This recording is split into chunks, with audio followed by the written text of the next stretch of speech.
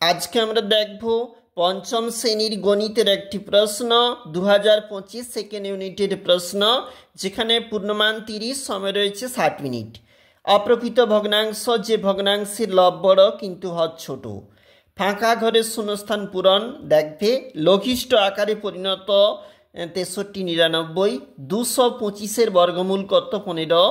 একটি বিন্দু দিয়ে আমরা অসংখ্য সরলরেখা আঁকতে পারি। স্থানীয় মানের বিস্তারে লেখো 449.46। দুটি পরস্পর মৌলিক সংখ্যার গসাগু 1 রয়েছে নিচে, বিয়োগ করো। 2 নম্বর করে রয়েছে কোনটি বড় উল্লেখ করতে বলেছে, স্তম্ভ মিল করো। এবং তুমি বাসে চেপে স্কুল যাচ্ছ, কন্ট্রাক্টরকে 20 টাকা দিয়েছো, তোমাকে 15 টাকা 50 পয়সা ফেরত দিল, কন্ট্রাক্টর 4.5 টাকা নিল।